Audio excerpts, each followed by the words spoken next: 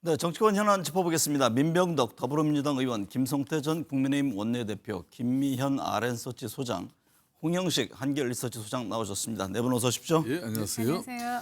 민 의원님, 이재명 대통령 8.16 경축사부터 살펴보겠습니다. 이 대통령은 남북이 원수가 아니다라는 요지로 두 차례 인내를 언급하면서 차근차근 풀어야 한다고 강조했습니다. 남북관계 복원에 초점을 맞췄는데요. 어떻게 보셨습니까? 예, 뭐 남북 관계가 원수가 아니다라는 얘기는 기본 철학을 나타내는 거죠. 남북 관계를 대결 구도로서만이 아니라 평화의 관점으로서도 볼 수 있다라는 측면의 관점 전환을 얘기하는 거고요. 인내를 두 번이나 쓴 것은 당장의 성과보다는 이제 차근차근하게 신뢰를 회복해 나가는 그런 관점이라고 봅니다. 특히 이제 이번 경축사에서 이런 표현을 쓰셨어요. 북한 체제 존중과 흡수 통일 배제 원칙을 다시 분명히 했거든요. 네. 이것은 대화를 할 때 상대방의 마음을 잡기 위한 당연한 태도이거든요. 그래서 윤석열 정권에서는 공공연히 자유의 북진이라는 표현을 쓰면서 흡수 통일을 하겠다라고 얘기를 했었는데 이거하고는 완전히 다른 태도를 보여주는 것이라고 보고요. 그래서 결국 한반도 평화는 하루아침에 오지 않는다라는 이런 신뢰를 바탕으로 해서 차근차근 해야 된다라는 그런 기본 메시지를 얘기한 것이라고 봅니다. 네, 홍영식 소장님, 이재명 대통령이 남북 9.19 군사합의 복원을 선언하면서 단계적 체계적으로 조치를 하겠다고 강조했습니다. 우리가 선제적으로 취할 조치는 어떤 것이 있을까요? 먼저 남북 9.19 군사 합의 복원 이렇게 했을 때 남북 9.19 군사 합의 주요 내용이 뭐가 하면은 DMZ 비무장화, 두 번째는 서해 평화수역 조성하는 것, 그 다음에 군사 당국자 회담 정례화, 뭐 이런 내용들이 주된 내용입니다. 그런데 지금 문재인 대통령 시절에 이 9.19 군사 합의를 하고도 막상 했던 당사자의 대통령 무렵에 이것이 사실상 제대로 이것이 이루어지지 않았고 그 다음 정부에서는 이것이 더 후퇴를 했는데 네. 그 내막이 있습니다. 그래서 지금 여기에다가 우리가 선제적으로 어느 것을 한다기보다도 제일 중요한 거는 지금 어떠한 것을 우리가 선제적으로 일방적으로 밀어붙인다고 해서 북한이 거기에 합당한 대응을 해줄지에 대해서 지금 확신을 하기 어려운 상황입니다. 그래서 여기서 저는 북한이 왜 문재인 정부 때 이 9.19 군사합의 이걸 하고 그걸 어떻게 보면 북한에서 깨웠고 또 그거를 전적으로 윤석열 정부에만 그 책임을 돌릴 수 있는지 그 부분을 면밀히 좀 살펴서 제가 볼 때는 우리가 어떤 선제적인 조건을 하더라도 일방적으로 하기보다는 상호주의적인 입장에서 북한이 거기에 상응하는 어떤 조치를 하나하나 대응을 어떻게 하느냐를 보고 나가는 게 좋다고 보고요. 저는 여론조사를 하고 있기 때문에 저는 이 이야기를 먼저 말씀드리겠습니다. 지금 어떤 우리 지금 대한민국의 어떤 정서를 감안할 때 우리가 평화 분위기를 조성한다는 좋은 취지를 하더라도 현재 남북에 대한 인식을 놓고 볼 때 국민들의 어떤 북한에 대한 인식의 변화, 특히 남북 평화의 어떤 그런 조성 분위기가 필요하다는 국민적 공감대가 어느 정도 이루어지면서 나가줘야 되지. 네. 지금은 굉장히 안 좋은 상황에서 이거를 선제적으로 나갈 경우 여론이 악화될 소지가 있습니다. 김성태 전 대표님, 예. 이재명 대통령 통합과 연대를 이야기하고 있지만 지금 반쪽으로 나뉜 정치권의 갈등은 더욱 깊어지는 그런 모양새입니다. 국민의힘은 북한의 평화 메시지를 던진 이 대통령을 향해서 불복 선언을 했다 이런 비판을 했네요. 예, 이제 아무래도 이재명 대통령이 취임하고 난 이후에 이제 남북 관계의 상황 인식 자체부터가 좀 차이가 있죠. 네. 그렇기 때문에 뭐 8.15 경축사에서도 이재명 대통령은 보통 이제 북한을 갖다 우리가 남북한 이렇게 이제 보통 하십니다만은 북한 측이 또 이제 선호하는 그 자신네들을 지칭하는 걸 북측이라고 그럴 때 그걸 좋아해요. 그러니까 네. 뭐 이 지칭하는 것부터 북측으로 해가지고 남북 간의 지금 관계 개선을 위한 자기네들은 뭐 투자다, 뭐 그리고 화답을 기다리겠다 이러면서 여러 가지 이제 실질적인 조치를 많이 취하고 있지 않습니까? 그렇지만은 뭐 역지사지적인 입장에 대 가지고 이제 김정은이 생각하고 있는 그 대전제를 갖다 명제화하면서 대략 이제 한 몇 가지 정도 이재명 대통령이 좀 주의 깊게 살아야 될 부분이 있어요. 첫째는 이제 시간은 내 편이다. 이제 네. 김정은 입장에서는 이제 윤석열 대통령 탄핵으로서 출범한 이재명 정부는 분명히 전임 정부하고는 차별을 할 수밖에 없을 거다. 그런 측면에서 이제 김정은은 시간은 내 편이라는 것이고, 두 번째는 이제 그렇다고 이제 뭐 지금 이제 푸틴에 이제 이 올인을 했지만 러시아에, 그렇다고 해서 이재명 대통령이나 또 트럼프에게도 눈길을 조금씩 주지 않을 수가 없어요. 네. 그런 측면에서 우리 이재명 정부가 또 다양한 유화책을 내놓고 있는 지금, 그리고 한미 정상이 해동하기 전, 한미 연합 군사 훈련이 시작되기 전인 지금 상황에서 이제 최적기 아니냐, 북측은 지금 그렇게 보고 있는 거죠. 네. 뭐 그런 측면에서 지금 우리는 너무 지금 섣부르게 한미 연합 작전 훈련도 지금 날씨가 덥다는 이유로 연기를 시켜버렸죠. 뭐 대북 확성기뿐만 아니라 뭐 풍선 던지는 이런 거 다 이제 물론 못하게 했지만은 그런 게 이제 지금 이제 우리가 너무 나가 버리면은 네. 또 북측 입장에서는 우리를 조금 무시하고 우습게 보는 경향이 과거에도 너무 많았어요. 네. 그런 걸 이재명 대통령께서 잘 판단하고 고려하면서 남북 관계를 이렇게 가져가 주시길 바라는 네. 마음입니다. 김민수 소장님, 민주당은 윤석열 정부 때 남북 관계가 안정적이었냐면서 비판다운 비판을 하라고 맞받았는데요. 광복절 행사가 또 하나의 정쟁의 소재가 되고 있다, 이런 지적이 나옵니다.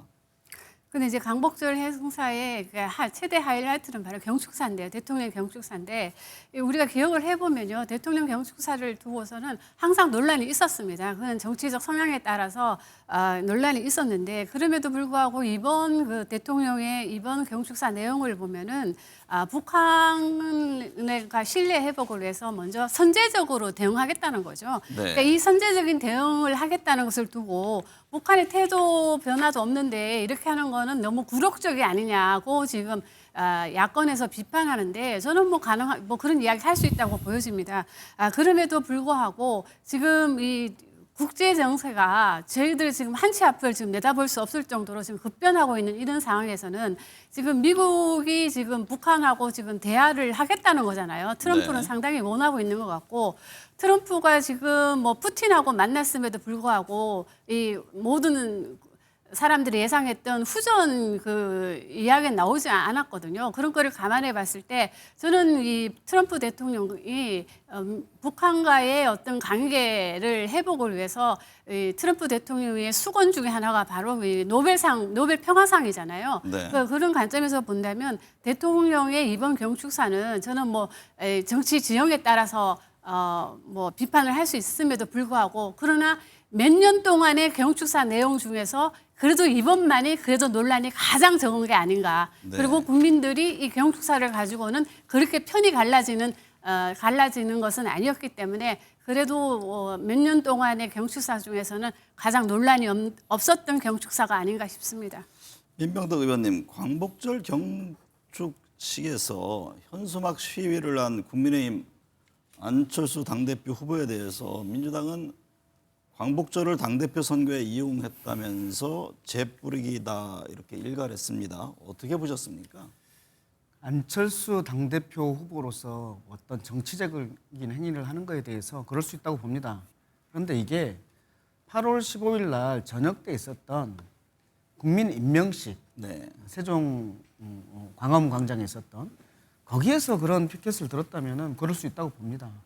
그런데 세종문화회관에서 했던 경축식은 그런 행사가 아니잖아요. 정치적인 행사가 아니잖아요. 네. 여야를 막론하고 모두가 독립운동가들에 대해서 기리고, 그리고 앞으로 대한민국 한반도의 평화를 위해서 어떻게 할 것인지에 대해서 논의하는 그런 자리잖아요. 네. 거기에서 그런 피켓을 들었어요. 그것도 뭐 북한에 대한 문제라든지 해방에 대한 문제라든지 이런 문제가 아니라 사면 반대 이런 걸 들었단 말이에요.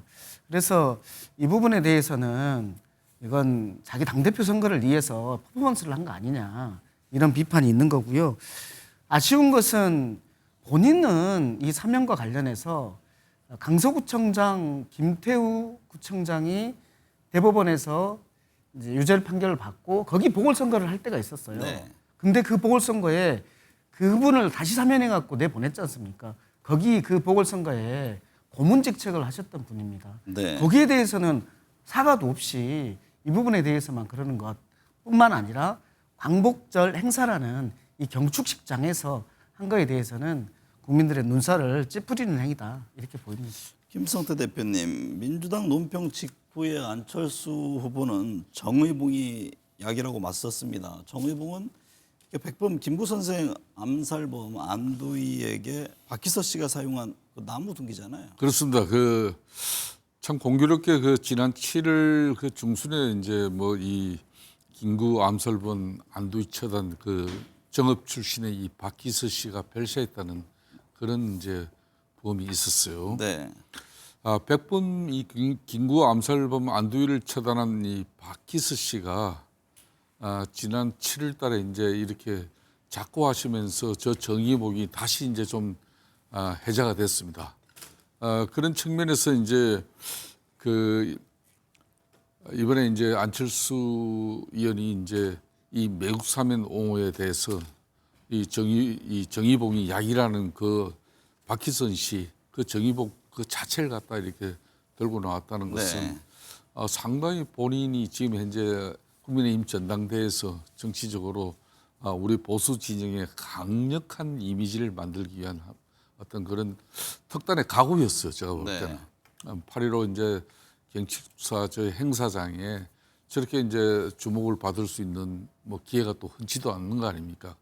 뭐 다행스러운 것은 그래도 침묵 속에서 저런 이제 아주 작은 이제 플랜카드를 펼쳐서 강한 자신의 이제 정치적 이미지를 이제 내세우면서 이번에 이제 8.15 광복절을 갖다 의미하는 그런 국민 통합적인 측면에서 조국 씨 그리고 윤미향 씨 사면 부분은 일정 부분 국민 정서에는 맞지 않은 그런 많은 비판이 있지 않습니까? 그런 네. 비판의 대목을 우리 안철수 의원께서 작고하신 박희서 씨 그 정의봉을 이렇게 직접 막 들었던 부분에 대해서는 그만큼 본인이 그동안 좀 결정적일 때 정치적으로 좀 약한 모습에 대한 그런 이미지 대변신이라고 보면 네. 좋겠습니다. 김면 소장님, 어제 아침에 이 대통령이 SNS에 깜짝 이벤트가 하나 올라왔습니다. 오늘 영화를 같이 보자고 한 건데요. 또 이 대통령 시장에 예고 없이 방문하는 등 지금 일반 국민들과의 소통에 또 넓히고 있습니다. 이 같은 소통 행보 어떻게 보고 계세요?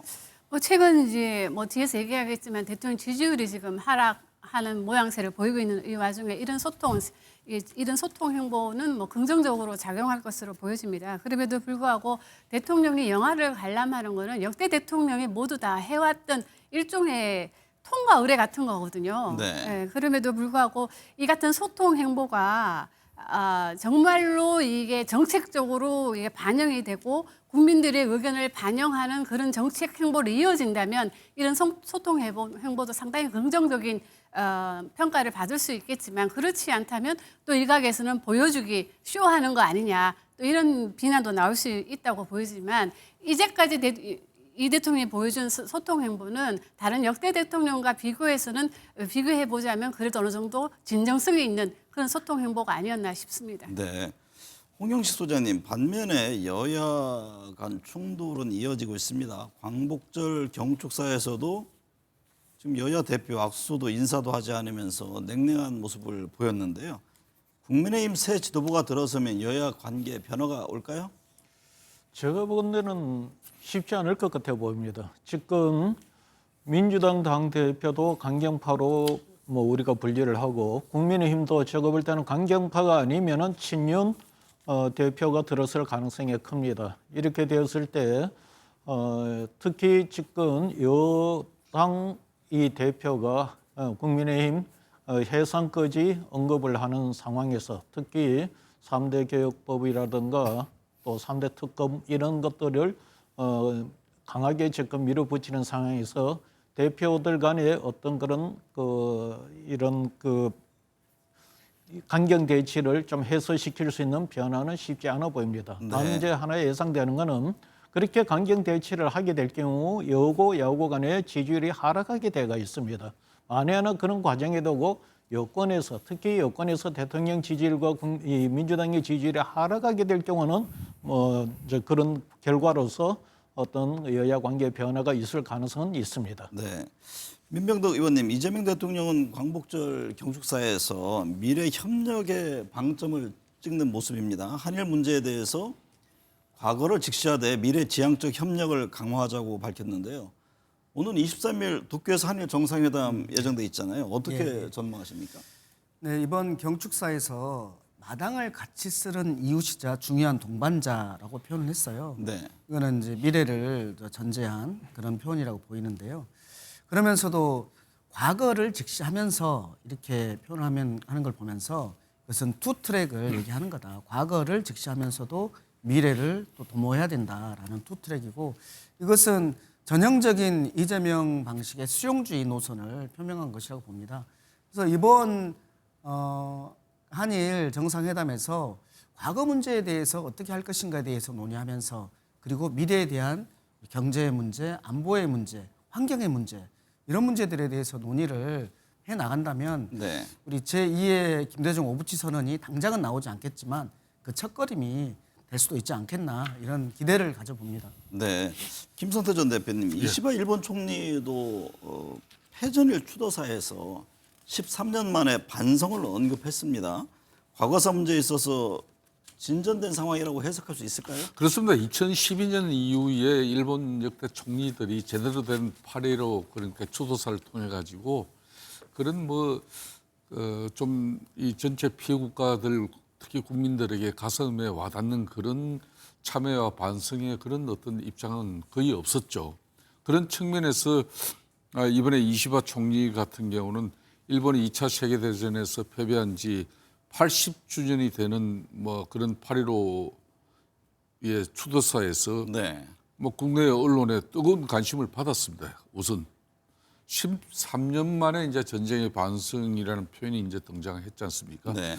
그러니까 얼어붙었던 이제 한일 관계를 이제 앞에 윤석열 전 대통령께서 스틀 애교까지 복원시키면서 상당히 한일 관계가 큰 진전을 이뤘죠. 그런 측면에서 이제 이재명 대통령이 또 한일 관계에 대해서 많은 우려와 걱정이 있었지만은 이재명 대통령도 윤석열 전 대통령이 이뤄낸 그 스틀 애교도 그대로 연속해서 이어가겠다.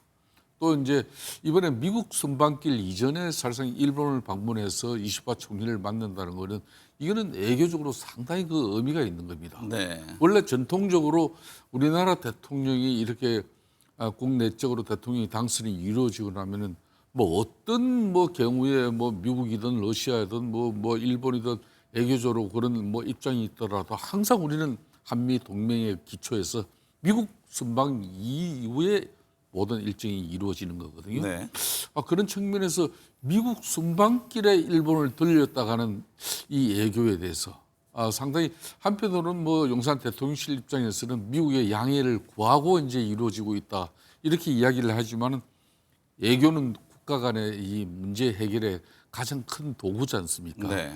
이제 이재명 대통령이 이제 미국 이번에 순방을 하고 나면은 지난번 그 한미 상원의 간세 협상은 그거는 구두 협약이에요. 네. 협상이고 실질적으로 많은 내용이 디테일하게 다뤄질 건데 그런 측면에서 이 일본 이제 선방문 이후에 미국을 들어가는 이 지금 코스가 과연 원만한 이재명 대통령과 또 미국 트럼프 대통령하고의 그런 순방길이 만들어질 수 있을 건지 저는 상당히 좀 관심이 큽니다. 네. 이 부분이.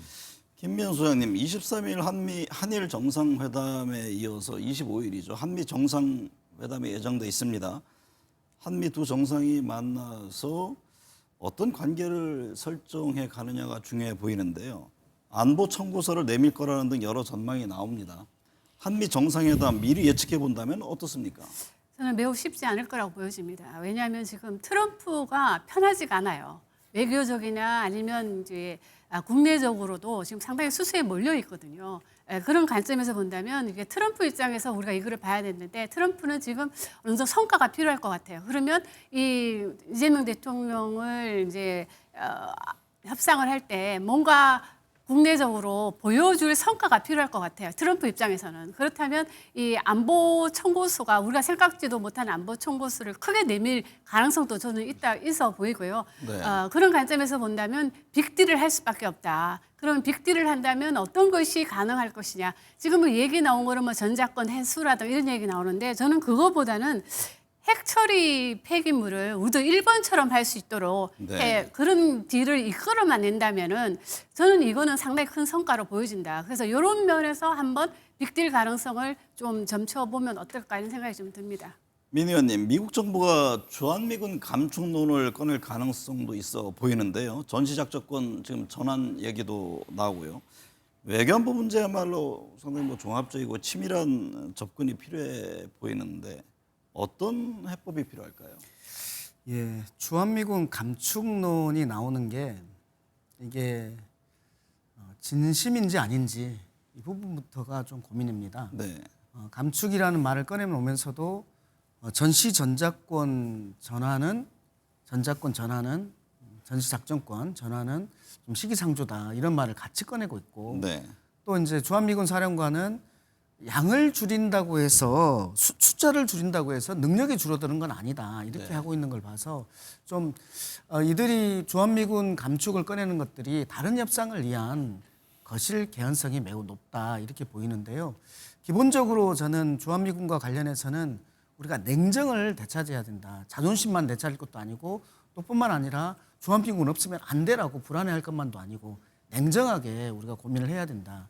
주한미군의 존재가 우리 한미동맹의 핵심이 아니겠습니까? 네. 이런 측면이 있는 거고 주한미군을 감축한다고 해서 이것이 한미동맹의 약화로 되면 안 된다. 이런 측면도 가져야 되고 뿐만 아니라 그런데 주한미군은 뭐 대한민국을 위해서도 필요하지만 미군의 세계 전략을 위해서도 필요한 부분들이 있기 때문에 이런 부분들을 좀 종합적으로 좀 판단해야 되지 않을까라는 생각이 들고 전시작전권 전환 문제도 이거는 당연히 우리 군대이기 때문에 우리가 작전을 하는 게 맞잖아요. 네. 어떤 시기에 어떤 방식으로 국민들이 불안하지 않게 가져올 것인가 이 부분을 논의하는 게 맞고 어쨌든지 간에 이 안보 예계적인 부분에 있어서는 미국의 이러저러한 전체적인 구상 속에서 압박들이 있을 건데 저희가 감정적이지 않고 냉정을 가지고 대처하는 게 필요하겠다. 특히 거기서 핵심은 국민들이 불안하지 않게 대처하는 것이다. 네. 이렇게 보고 있습니다.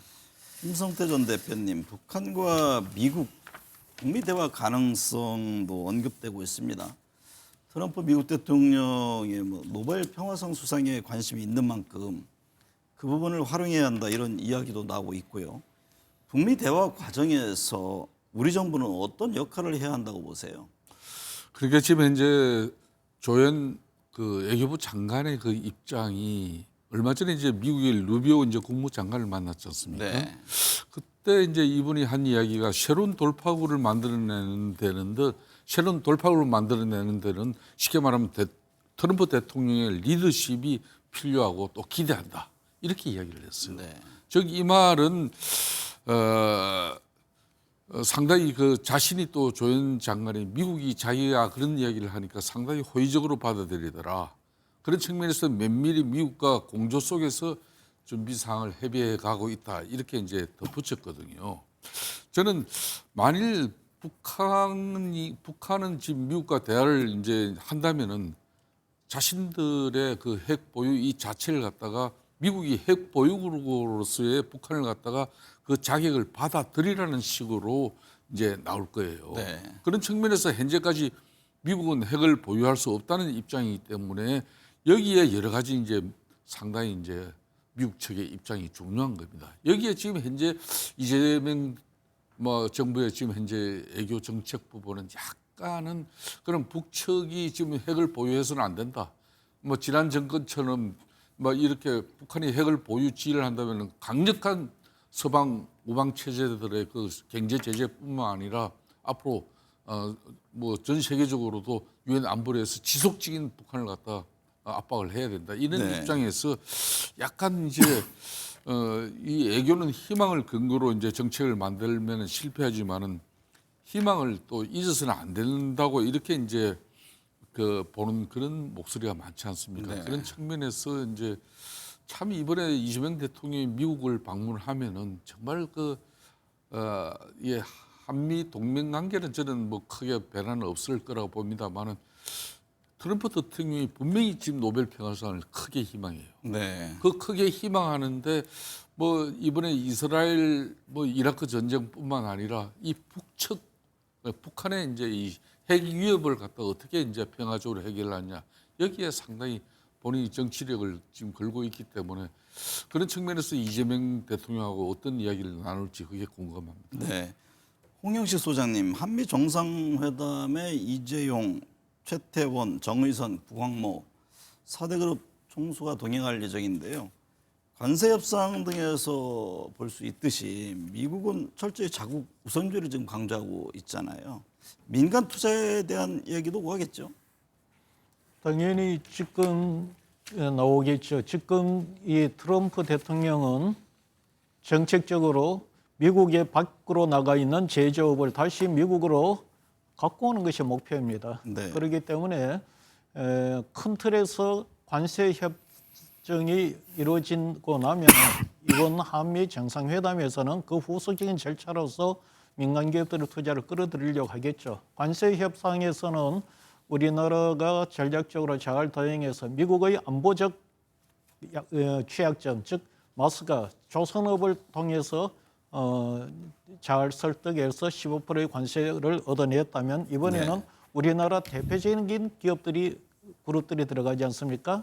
삼성, 현대, LG 그리고 SK 이렇게 가는데 이 산업, 이 그룹의 특징이 뭐냐면 미래 최첨단 산업입니다. 그래서 이번에 이 아마 한미 정상회담에서 우리 정부 전략이 이 최첨단 이 미래 산업이 이미 미국에 투자를 하고 있고 앞으로 이런 계획이 있다는 것을 아마 설득하려고 하는데 그것을 잘 설득하면 좋은 성과가 있으리라고 봅니다. 네. 지난 윤석열 정부 때 바이든 대통령이었죠. IRA에 대비해서 우리가 이미 많이 투자를 시작을 했습니다. 그런 부분들을 잘 설명을 해서 추가적인 무리한 많은 요구를 나오지 않게끔 해야 하는 것이 아마 이재명 대통령의 가장 큰 과제이고 지난 윤석열 대통령 때 우리가 IRA 그 법안 대응 때문에 우리가 많은 그 투자를 했지만 그 당시 윤석열 정부에 대해서 이 30대들의 지지 이탈이 많이 일어났던 부분이 그 부분이기도 해요. 미래 첨단 산업을 미국이 대대적으로 투자하게 되다 보니까 2030 세대로 봐서는 저기 우리 미래 세대들의 일자리인데 미국의 질에 투자하면 어떡하나 이런 지적이 있었습니다. 그런 부분들을 감안해서 잘 대응하기를 기대합니다. 민병덕 의원님, 민주당이 검찰, 사법, 언론 등 3대 개혁특별위원회를 출범시켰고 입법에 속도를 내고 있습니다. 추석 전 뭐 법 통과 얘기도 나오고 있는데 3대 핵심 개혁 과제 의지가 강해 보입니다. 네, 맞습니다. 국민들께서 이재명 정부에게 명령하신 것이 이 불합리하고 불공정한 권력 구조를 타파하고 정의로운 시스템을 만들라고 명령하는 거 아니겠습니까? 거기에서 검찰의 권한을 분산하는 문제라든지 이 사법의 민주적 통제를 한다는 문제라든지 언론을 공정하게 하는 문제 네. 이런 것들은 우리 사회의 근본적인 것들이기 때문에 이것들은 미룰 수 없는 과제이고요. 그래서 이걸 속도감 있게 진행할 거라고 봅니다. 다만 이 9월 한 달 동안에 국민들과 얼만큼 소통하고 또 야당과도 얼만큼 소통하느냐 이거에 따라서 이제 추석 전에 될 것인지 추석 이후에 미뤄질 것인지가 결정되는데 그 속도를 가지겠다는 것은 너무나 당연한 지금의 자세입니다. 네. 김면 소장님, 정청래 민주당 대표는 검찰, 사법, 언론 외에 당원 주권을 강조합니다. 4대 개혁 과제에 드라이브를 걸고 있는데요. 어떤 배경으로 이해하는지요? 지금 말씀하신 대로 이 4대 개혁은 이제 민주당 당원들의 이제 수건 사업입니다. 네. 이제 이 수건 사업을 지난번 문재인 정권 때도 시도를 했었는데 실패에 끝났거든요. 예, 그에 대해서 이 민주당 당원들에는 이 실망감이 상당히 있는 이런 상황에서 정청래 민주당 대표가 이거를 이제 4대 개혁 과제를 추석 전에 이루겠다고 한 것은 저는 뭐 결론적으로 말씀드리면 이 배경에는 차기 대권 주자로서 욕심을 내는 정청래 당대표이기 때문이라고 보여집니다. 왜냐하면은 제가 지난번에 이 김민석 국무총리를 이제 임명할 때 이게 차기를 바라본 이재명 대통령의 한 수라고 말씀을 드리니까 이게 너무 빠르지 않냐고 이렇게 지적을 하셨는데요. 저는 이 이재명 대통령의 최대 관심사는 차기 정권 재창출입니다. 그렇기 네. 때문에 저는 그거를 이 민주당에 있는 이 주자들은 너무나 잘 알고 있다고 보여지고요. 네. 그런 관점에서는 누구보다 먼저 이 자리를 먼저 선점하기 위해서는 이 성과를 내야 됩니다. 예, 그렇다면 이 정청래 민주당 대표 같은 경우는 당원들의 수건 사업을 지금 말씀하신 대로 속도감 있게 이루어짐으로써 그동안 어떤 대표도 하지 못했던 걸 해냈다는 어떤 이 성과를 바탕으로 해서 차기 대권 도전을 하겠다는 그런 배경이 아닐까 보여집니다. 김성태 전 대표님, 방금 전 김미연 소장께서는 정청래 대표가 차기 대권에 도전하기 위한 그런 행보의 일환으로 해석을 했는데요. 그래서 그런지 일각에서는 정청래 대표의 강경 노선이 통합을 강조하는 이재명 정부의 부담이 될 수 있는 것 아니냐 이런 목소리가 나옵니다. 당연히 그런 목소리 나오고 그런 우려를 할 수밖에 없습니다. 이재명 대통령의 용산 대통령실부터 그런 우려가 나올 수밖에 없는 거죠. 네. 지금 정청래 당대표 같은 경우는 딱 지금 정치 스타일 자체가 이재명 대통령 따라하기예요. 그러니까 강성지층의 팬덤을 만들면서 그런 가운데 강력한 리더십, 그러니까 당내 그립감을 지금 강화시키고 있잖아요. 네. 그러니까 이제 사실상 6.3 대선에서 이재명 대통령이 당선된 이후에 뭐 더불어민주당 관계자뿐만 아니라 또 제가 좀 친소 관계가 있는 그런 인사들 이렇게 해보면 이야기를 좀 해보면은 이재명 대통령이 빠진 민주당은 전투전국 시대가 될 수밖에 없다. 네. 그런 측면에서 정청래 당대표 입장에서는 당대표 지금 이 임기가 1년짜리지 않습니까? 되자마자 상당히 강한 그립감을 지금 본인이 구사는 하고 있지만 네. 민주당 지금 현재 일극 체제를 만드는 이재명 당대표 시절에는 강력한 그 그립감에 역대 뭐 어느 시절보다 강력한 지금 민주당을 만들었죠. 네. 그렇지만 지금 정청래 대표에게 그런 식으로 무조건적으로 이제 민주당 의원들이 일극 체제를 또 만드는 그런 분위기는 결코 쉽지 않을 것이다. 그렇기 때문에 정청래 대표의 이런 자기 정치 스타일이나 자기 개성이 강한 이런 당 운영 방식은 이거는 당연히 이제 이재명 대통령의 국정 운영이 상당히 덮일 수밖에 없어요. 네. 그러니까 집권당 대표는 이 대화와 타협을 통해 가지고 야당하고 협치 정국을 만들어내면서 때로는 자기 목소리, 지청으로부터 자기가 조금 막 이렇게 비난을 받는 한이 있더라도 여의도를 좀 편하게 만들어서 풀어야 되거든. 네. 근데 자신은 자신의 이미지 정치를 위하다 보니까 그 부담이 그대로 그냥 대통령실로 넘어갈 수밖에 없습니다. 네. 그런 측면에서 당정 간의 일체감이 이제 중요시되지만은 저는 우선적으로 정청래 대표의 당 운영 스타일과 그리고 대야 관계를 갖다가 그렇게 뭐 악수도 하지 않는다 그러고 사람 취급하지 않는다 그러고 이 역대 아마 헌정 역사상 이런 집권당 대표의 목소리는 없었어요. 네. 빨리 바꿔야 됩니다. 이분도 당 대표가 되기 전에는 그런 뭐 강성 지지층의 목소리로 뭐 그 사람들 표를 받기 위해서 그렇다 치더라도 대표가 됐으면 확 달라져야 돼요. 네. 달라진 정청래 모습이 조만간에 나오지 않으면은 아마 대통령실에서도 대단한 불편한 기류가 곧 나올 수밖에 없습니다. 당내 원로들도 그 같은 점을 충고했다고 그럼요. 하죠. 네. 김미연 소장님, 8.15 광복절 특사로 그제 출소한 조국 전 대표의 향후 행보 정치권 주목하고 있는데요. 출소 후에 첫 SNS 게시물에는 뭐 가족 식사 영상을 올리기도 했는데요. 민주당과의 합당, 또 지방선거, 뭐 국회의원 재보궐선거 여러 얘기가 나옵니다. 향후 어떤 움직임 펼칠 것으로 보세요? 저는 이제 결론적으로 말씀드리면 이 사면에 대해서 이 찬성과 반대 의견이 팽팽하게 맞섰습니다. 네. 그리고 이제 이재명 대통령이 본인의 지지율이 하락할 것이라는 것을 예상함에도 불구하고 상당히 리스크를 안고 지금 사면을 했는데요. 사면 복권을 했는데 저는 이 조국 전 대표의 향후 행보가 뭐 서울시장에 출마하니 뭐 부산시장에 출마하니 뭐 재보궐선거에 출마하니 뭐 이런 여러 가지 이야기가 나오고 있는데요. 네. 저는 조국 전 대표는 지금 상당히 뭐 개인적인 생각입니다만은 이 이재명 대통령에게 상당히 빚을 졌다고 보여집니다.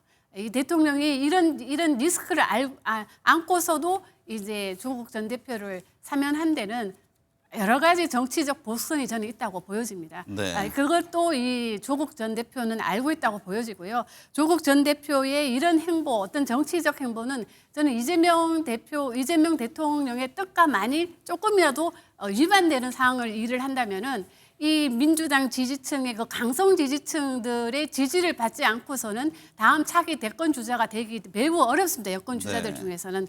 그런 관점에서 본다면 조금이라도 이재명 대통령과 반하는 뭐 그런 행동을 한다면 이 지금 야권에서 나오고 있는 배신자 프레임에 갇힐 수도 있거든요. 네. 그런 관점에서 본다면 저는 이 움직임은 매우 여권과 상당히 손발을 맞춰가면서 하지 독자적으로 할 가능성은 저는 매우 낮다고 보여집니다. 민 의원님, 더불어민주당 등 여권에서 조국 신당과의 합당 가능성이 거론되는 것과 관련해서 혁신당은 거부 입장을 분명히 하고 있습니다. 여권발 정계 개편 가능성이 있을까요? 없다고 보입니다. 네. 예, 뭐 일부가 이번 조국 전 장관, 조국 전 대표 사면 과정에서 이제 그런 정계 개편 얘기들 하시는 것 같은데요. 네. 그건 아주 극히 일부이고 지금은 정치 행사를 할 때가 아닙니다. 지금은 내란을 종식하고 민생과 이 개혁 과제들을 완수하는 것이 가장 급선무인 상황에서 여기에서 뜬금없이 이제 합당이라든지 이런 것들을 해서 희석시킬 필요가 없다고 보입니다.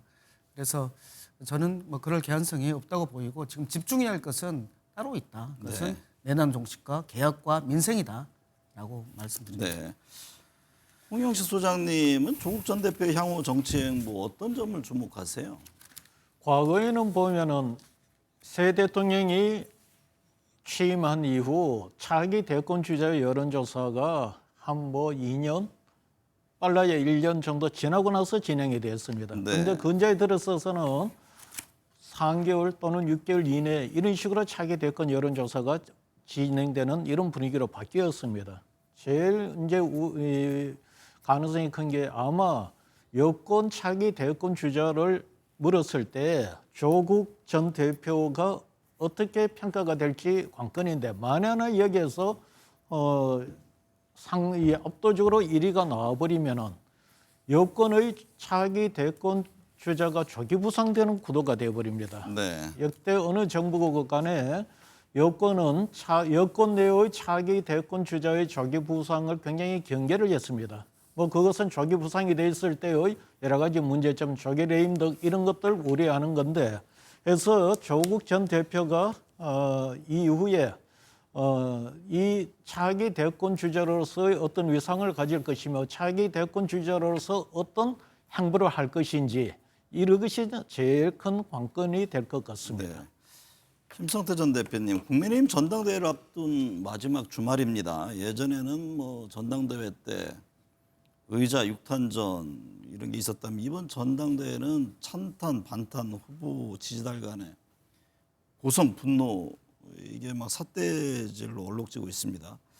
이게 누가 당선돼도 통합이 만만치 않아 보입니다. 그렇습니다. 이제 뭐 이 당이든 저 당이든 뭐 큰 선거를 이제 실패하고 또 이길 수도 있고 그렇습니다. 그렇지만은 이제 국민적 선택과 이제 판단으로부터 항상 당을 변화시켜 나가는 그 노력은 뭐 이 당이든 저 당이든 선거가 끝나고 나면은 필연적이죠. 그렇지만은 지난 2017년 박근혜 대통령 탄핵 이후에 또 8년 만에 또 보수 지정에서 내세운 대통령이 그것도 임기 3년 만에 또 내려왔지 않습니까? 네. 그런 측면에서 이번에 이 전당대회는 절체절명의 이 보수 진영의 그 위기를 극복하기 위한 상당한 핵심과 변화를 갖다 주창할 수 있는 그런 자정적인 그런 대회가 돼야 되는데 이거는 어떻게 보면은 뭐 이제 전임 대통령의 그 이제 쉽게 말하면 추종 세력들이 여전히 당내 이제 기득권 목소리로서 당의 이제 주류로서 그 기반을 공고히 다지고자 하는 그런 뭐 또 몸부림이 국민들에게 비춰지고 네. 아 그래서는 안 된다. 그렇기 때문에 윤석열 전 대통령을 이제 가감하게 전련해내고 앞으로 이제 합리적 보수의 가치와 근본 그리고 기본을 가지고 충실하게 국민적 신뢰를 회복해야 된다. 이런 목소리 속에서 이제 우리 당원들의 이제 80%의 절대적인 당원들의 평가 판단을 이제 받는 전당대회거든요. 저는 그런 측면에서 지금까지 이 전당대회가 국민들에게 상당히 신뢰를 회복할 수 있는 그런 제1야당으로서의 체질 변화를 만들어내는 그런 전당대회로 성공은 지금 거두지 못했어요. 네. 사실상 이제 유력 지금 이제 당권 후보마저도 이제 당사 지금 이제 특히 통일교 관련한 특검 뭐 이런 압수수색으로부터 당사를 지키겠다. 이러다 보니까 사실상 전체 뭐 유세 활동이나 이런 게 다 중단돼 버렸어요. 네. 그런 가운데 이제 5일 이후에 이제 국민의힘 당원들은 어떤 판단을 할 건지 이제 이렇게 보는 건데 저는 앞에도 이제 조국 뭐 전 이제 수석에 대한 뭐 정치적 이야기를 이제 했습니다만 네. 조국 전 이제 대표 같은 경우는 이재명 대통령에게 절대적인 이제 빛을 줬습니다. 그렇기 때문에 지금 이제 정청래 대표의 이재명 대통령 따라하기에 일정 부분 정치적 큰 견제 카드가 만들어졌어요. 네. 그렇기 때문에 당장 민주당과의 합당을 통한 어떤 그런 정치 재개나 자신의 정치적 어떤 위상을 만들기보다는 쉽게 말하면은 이 내란 세력 척결이라든지 이 보수 진영이 이제 두 번 다시 그렇게 정권을 잡지 못할 정도로 이렇게 거의 상당한 뭐 위기를 만드는데 거기에 자기가 이제 앞장서겠다는 그런 의지가 너무 강하거든요. 네. 네. 그렇다면 국민의힘이 어떻게 변화돼야 되는지 너무나 자명한 날인데 뭐 그런 측면에서 좀 안타까운 전당대회가 지금 계속되고 있습니다. 홍경치 소장님, 최근 여론조사를 보면 반탄파로 분류되는 김문수 후보가 당심에서 크게 앞서는 상황입니다. 이대로 가서는 안 된다고 판단한 걸까요? 최근 전당대회와 관련해서 말을 아꼈던 한동훈 전 대표가 안철수, 조경태 후보의 단일화를 촉구했네요. 지금 전당대회라는 것 자체가 당심을 전제로 해서 당 대표가 뽑히는 이런 룰이기 때문에 제가 볼 때 김문수 후보가 지금 앞서 있다고 지금 우리가 뭐 이야기를 합니다만 김문수 후보만 놓고 본다면 김문수 후보가 이 전당대회 끝날 때까지 현재의 어떤 캠페인 전략을 바꿀 것 같지는 않습니다. 네. 이 전당대 룰이 당심이 80%, 나머지 그 민심이 20%라고 해도 20%도 국민의 지지층과 무당층을 대상으로 하는 여론조사이기 때문에 사실상 국민의힘 지지층의 여론조사입니다. 네. 그러다 보니 뭐 제가 볼 때는 전당대회 끝나고 혹시 당대표가 되면은 그때 입장을 바꿀지 몰라도 그 이제는 바꿀 것 같지가 않고 한동훈 전 대표가 지금 단일화를 요청한 것은 지금 현재 국민의힘 지지율이 지난 대선 직전 때와 같이 30%대의 지지율이 나온다면은 아마 3위 하는 이 지지 후보 조경태, 안철수 뭐 3, 4위가 누군지는 모르겠습니다만 이 두 후보의 지지율이 좀 많이 나왔을 겁니다. 그러나 네. 지금 현 시점의 국민의힘 지지율은 대선 전의 지지율의 절반 수준으로 줄어들어 있습니다. 이 상태에서 저 한동훈 전 대표의 입장은 약화될 수밖에 없습니다. 그러다 네. 보니 아마 한동훈 전 대표가 결선 투표를 전제로 해서 캐스팅 보트 역할을 할 수 있는 반윤 세력의 결집을 요구하지 않았나 이렇게 보여집니다. 네. 김미연 소장님, 그 무기한 농성 중인 김문수 후보 체조가 화제인데요. 홍준표 전 대구시장은 김 후보가 나이를 의식해서 그렇다면서 신체적으로 나이는 다른 후보 못지않다 이런 점을 과시하려는 거다 이런 진단을 했던데 어떻게 보셨습니까? 맞는 얘기죠. 연세가 제일 많으신데 본인이 젊다는 것을 지난번 대선 때도 보여주지 않았습니까?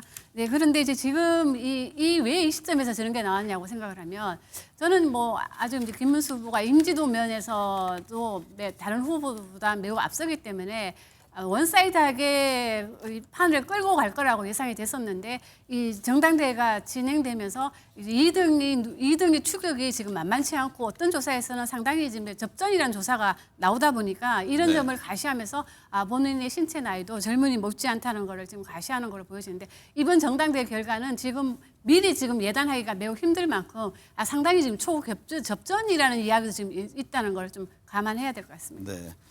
민병덕 의원님, 김건희 여사의 구속 이후 두 번째 조사를 앞두고 김 여사 의혹에 열쇠를 주고 있는 주요 키맨들이 뭐 줄줄이 구속되고 있습니다. 지난 5일 구속된 이종호 전 블랙 인베스트먼트 대표, 또 지난 30일 구속된 윤영호 전 통일교 세계본부장, 그리고 그젯밤에 구속된 김예성 씨인데요. 김 여사 관련 특검은 어떻게 보고 계세요? 이분들이 본인들의 얘기들을 다 진술할 것인지 말 것인지 이게 핵심 아니겠습니까? 네. 근데 기본적으로 본인들의 뒷배라고 생각했던 윤석열, 김건희가 모두 다 구속돼 있는 상태고 본인들을 방어해 줄 수 없는 그런 상태라는 것은 이미 드러난 상태이고요. 특히 윤영호 본부장 같은 경우는 통일교 측에서 개인의 일탈행위다라고 하면서 출교 조치를 했어요. 네.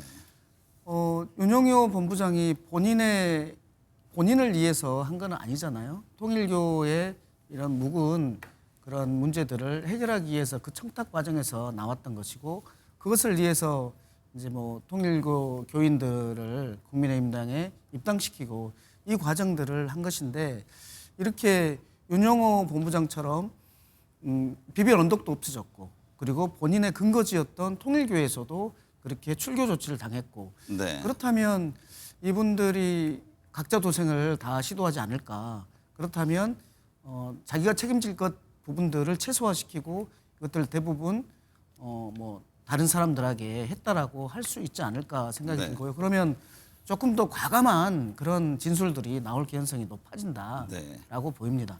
김성태 전 대표님, 집사로 알려진 김혜성 씨는 김 여사와의 친분을 이용해서 184억 원을 부당하게 투자받은 의혹을 받고 있는데요. 이에 김 여사가 개입했는지에 대한 수사도 가속화되고 있습니다. 김 여사와의 지금 뭐 대지조사 얘기까지 나오네요.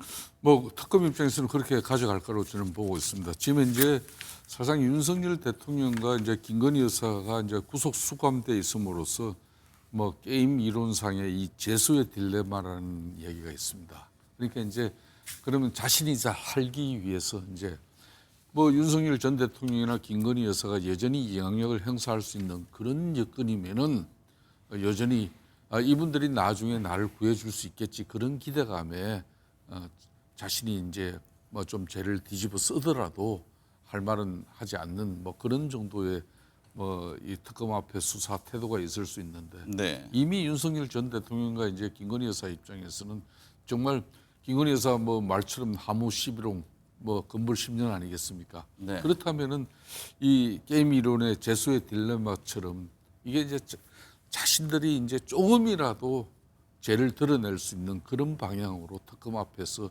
수사에 임할 수밖에 없는 것이죠. 네. 그런 측면에서 김혜성 구속됐습니다만은 이분은 이제 자기는 정상적으로 기업 경영 활동한 것이고 네. 또 그렇게 해서 투자 유치한 것이고 뭐 그런 측면에서 이제 자기의 당위성은 주장하지만은 그렇지만은 특검이 이제 김건희 여사에게 이렇게 전가시킬 수 있는 그런 범죄 사실에 대해서는 뭐 손톱끝만치도 남김없이 다 이제 털어낼 겁니다. 네. 그런 측면에서 김건희 여사의 앞길은 갈수록 더 험난하고 힘들어질 수밖에 없죠. 김면 소장님, 재판과 특검 조사에 모두 불출석하고 있는 윤석열 전 대통령 안과 질환 시술을 받지 못하고 있어서 실명 위험이 커지고 있다고 주장했었잖아요. 여기에 법무부는 최근 2차례 외부 진료를 허용했고 건강 상태도 매우 안 좋다고 보기 어렵다 전면 반박했는데요. 이 사안은 어떻게 보고 계세요? 일단 이제 윤석열 전 대통령 측에서는 병보석을 청구하기 위한 어떤 정지 작업을 하고 있는 것이 아닌가 하는 생각이 좀 들고요. 그럼에도 불구하고 우리가 이제 박근혜 전 대통령도 허리가 아프다 그래서 몇 번 병원에서 치료를 받은 적이 있거든요. 그래서 이게 안과 질환 시술을 뭐 받을 정도라면 병원에서 받으면 될 것 같고요. 그럼에도 불구하고 지금 김건희 특검에서 밝혀낸 여러 가지 사건들 때문에 지금 민심이 윤석열, 김건희 부부에 대해서는 매우 좋지 않습니다. 네. 그렇기 때문에 법무부도 이 점을 좀 감안하고 윤석열 전 대통령도 재판과 특검 조사에는 임하는 것이 그나마 나빠진 그 여론을 더 악화시키지 않는 방법이 아닐까 이런 생각이 좀 듭니다. 네. 여론 흐름 짚어보겠습니다. 홍영식 소장님, 이재명 대통령 지지율이 KBS가 한국 리서치에 의뢰해 조사한 결과 63%가 국정 운영에 긍정 평가를 했고 갤럽에서는 59%를 보였습니다. 최근 지지율에 어떤 점이 가장 큰 영향을 주고 있다고 보세요?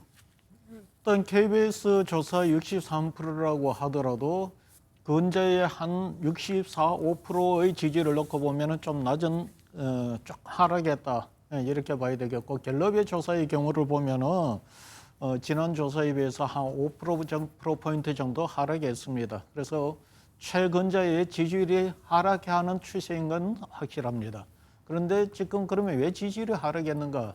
제일 큰 요인은 제가 볼 때 특별 사면인 것 같습니다. 갤럽의 경우 하락한 그 부정적인 요인을 이제 오픈 문항으로 주관식으로 물어봤을 때 부정적인 요인으로서 22%포인트가 특별 사면율이 나왔습니다. 반면 이전에 지지를 끌어올렸던 민생경제라든가 그다음에 이 그 소비 쿠폰 이런 부분들에 대한 응답 그 이런 좀 떨어지고 있고요. 네. 그래서 지금 이전에 뭐 인사청문회의 어떤 그런 문제점이라든가 이 세법 관련 논란 때까지만 해도 그래도 64, 5%의 지지를 유지를 해 왔었는데 특별 사면을 계기로 해서 지지율이 좀 하락한 것 같습니다. 네.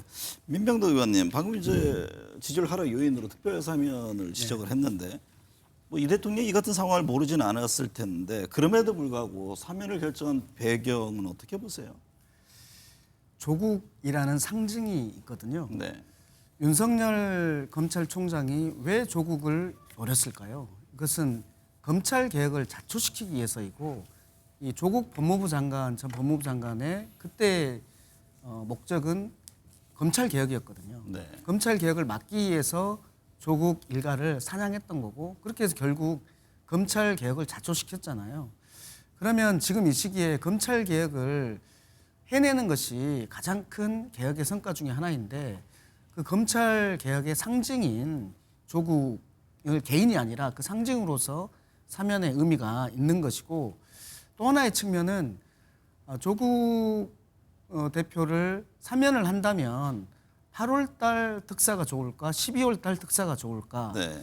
8월 달 특사는 이재명 대통령이 뭔가 주는 듯한 느낌이고 12월 달 특사 같은 경우는 이재명 대통령이 밀려서 하는 듯한 느낌을 줄 수 있는데 그렇다면 8월 달이 더 낫다라는 두 가지 네. 측면이 같습니다. 시기적인 측면에서도 그렇고 지금 시기적으로 목표 삼고 있는 검찰 개혁의 상징으로서 이것을 풀어놓고 검찰 개혁을 한다라는 차원일 것이라고 봅니다. 네.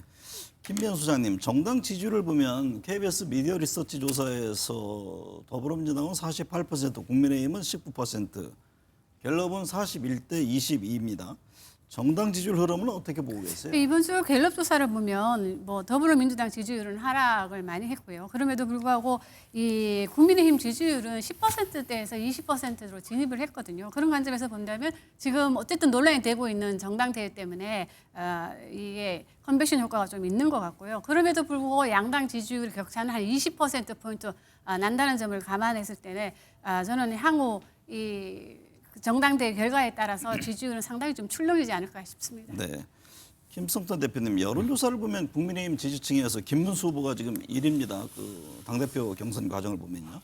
반탄과 찬탄 흐름 얘기하는데 어떤 변수가 있을까요? 이 반탄과 찬탄의 이 극명한 대립 속에서 상당한 분열과 갈등이 앞으로도 크게 야기될 걸로 보입니다. 그런 측면에서 이제 김문수 후보 같은 경우는 많은 정치적 경험 또 연륜 경륜이 있기 때문에 그런 측면에서 이제 당원들이 일정 부분 아마 장동혁하고 후보와의 그런 이제 특히 강성 지지층으로부터의 그런 지지 싸움에 있어서 약간 이제 저는 김문수 후보가 그런 측면에서 우위를 가지고 있다고 봅니다. 네. 만일 1차에서 어느 누구 가반이 없으면 결국은 결론은 변화와 쇄신을 통한 이 엄청난 자정 노력을 통해서 당이 새롭게 태어나야 된다는 이 쉽게 말하면 계획적인 목소리가 결국은 1등, 2등 후보의 이제 당락을 가를 겁니다. 그렇기 때문에 이 계획의 목소리가 뭐 이 캐스팅 보도가 될 건지 안 그러면은 결선까지 올라가서 뭐 이 지금 이제 강성 지지층의